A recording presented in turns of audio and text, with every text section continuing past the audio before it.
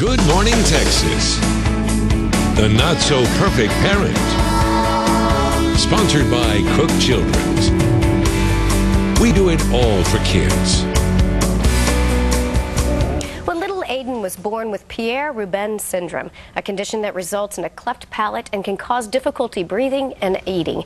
But Aiden had some guardian angels that helped him in his recovery, and two of them are with us now, his adoptive parents, Brian and Laura. And little Emma, of course. Good morning, all of you guys. Good morning. We're glad to see such a beautiful, happy family. But what we were talking about when I was saying guardian angels is that there were a number of people that really helped Aiden along this process. And one of them was his birth mother.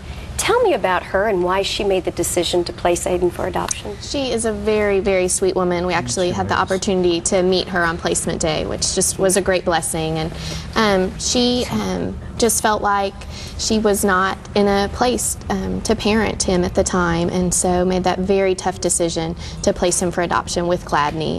And we are just the lucky people, you know, who were able. And you were in process. You were in the adoption Yes. process. We were. And Brian, what was it like when you got the phone call about, darling, about Aiden? What went through your mind when you heard about his medical conditions? We had actually, when we heard the term, we actually just did the research online, and it wasn't really a challenge that we didn't think we were up to. So we were excited.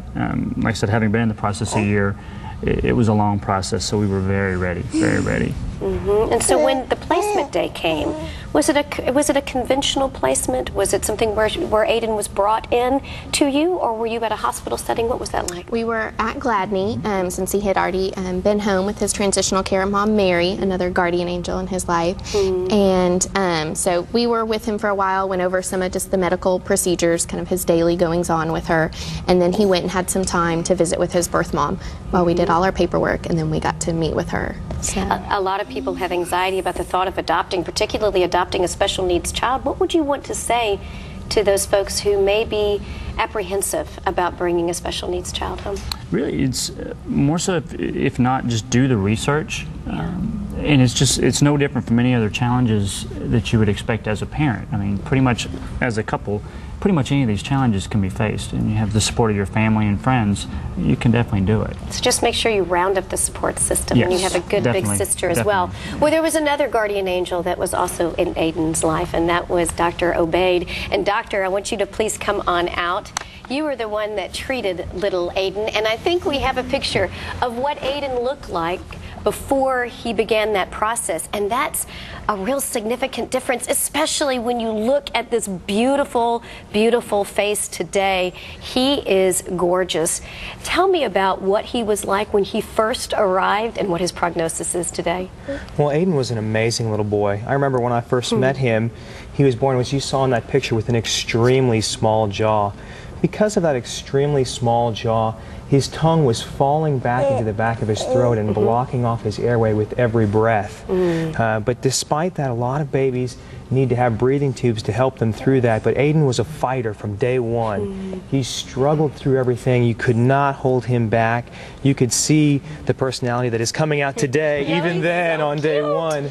And so what we did for Aiden was a surgery where we called mandibular distraction, where essentially we made 2 small cuts in the lower jaw and put some devices on to slowly grow him a new jaw.